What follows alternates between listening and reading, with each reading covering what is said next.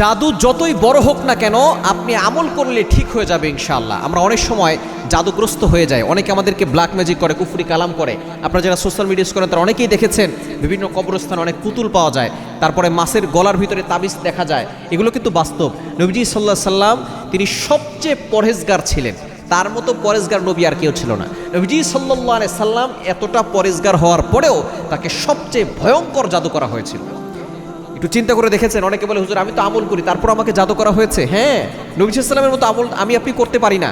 নবী সাল্লাল্লাহু আলাইহি সাল্লাম এমন আমল করেছে তারপর তার উপরে ভয়ঙ্কর জাদু করা হয়েছিল। আপনি অবাক হয়ে যাবেন।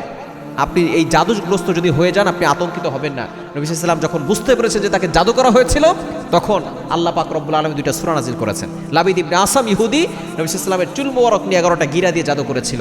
আল্লাহ পাক রব্বুল আলামিন শুধু সূরা ফালাক আর সূরা নাস নাজিল করেছেন।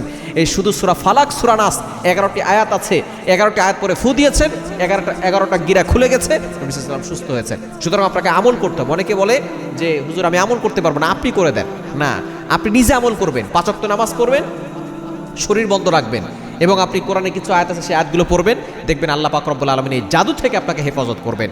এই কোরআনের ভিতরে আল্লাহ তাআলা শিফা দিয়েছেন। একটু চিন্তা করে দেখেন, ভয়ঙ্কর জাদু করা হয়েছে নবী সাল্লাল্লাহু আলাইহি সাল্লামকে, আবার সেই জাদু মাত্র সূরা ফালাক আর সূরা নাস পড়েই তিনি সুস্থ হয়েছেন। এই জন্য কোরআনের ভিতরে শেফা আছে, আল্লাহ তাআলা নিজে বলে দিয়েছেন। আল্লাহ পাক রব্বুল আলামিন 15 নম্বর পারা 9 নম্বর পৃষ্ঠার 2 নম্বর লাইন সূরা বানী ইসরাঈলের 82 নম্বর আয়াতে আল্লাহ বলছেন, ওয়া নাযযিলু মিনাল কুরআন মা হুয়া শিফাউ ওয়া রাহমাতুল লিল মুমিনিন। আল্লাহ তাআলা মুমিনদের জন্য এই কোরআনটা রহমত হিসাবে, শেফা হিসাবে নাজিল করে দিয়েছেন। সুতরাং আপনি কি করবেন? 5 ওয়াক্ত নামাজ পড়বেন। নামাজ 1 নম্বর আপনাকে পড়তেই হবে, মাস্ট বি পড়া লাগবে। নামাজ না পড়লে কোনো আমলে তদবিরে কাজ হবে না। 5 ওয়াক্ত নামাজ মাস্ট বি পড়বেন। নামাজের পরে আপনার শরীরটা বন্ধ রাখবেন। আয়াতুল কুরসি আর 4 কুল, আয়াতুল কুরসি 4 কুল, সূরা কাফিরুন, ইখলাস, ফালাক, নাস, এটা পরে বুকে ফু দিবেন, হাতে ফু দিয়ে পুরো শরীরে হাত বুলিয়ে দিবেন। দেখবেন আল্লাহ পাক রব্বুল আলামিন আপনার শরীর বন্ধ করে দিবেন। দুনিয়ার কোনো শক্তি আপনাকে ক্ষতি করতে পারবে না। পাশাপাশি আপনি আরও কিছু কোরআনের আয়াত আছে সেগুলো পড়তে পারেন, বিশেষ করে সূরা বাকারার 102 নম্বর আয়াত, ওয়াত্তাবাউ মা তাতলু শায়াতিন আলা মুলকি সুলাইমান। এই আয়াতটা একটু লম্বা আছে, আপনি আয়াতটা পড়বেন। এটা 3 বার পড়বেন, ফজরের নামাজের পরে, মাগরিবের নামাজের পরে, এটা 3 বার পড়বেন। 3 বার পরে আপনি পানিতে ফু দিয়ে পানিটা পান করবেন। দেখবেন আল্লাহ পাক রব্বুল আলামিন আপনাকে সুস্থ রাখবেন, জাদু থেকে আল্লাহ তাআলা আপনাকে হেফাজত করবেন।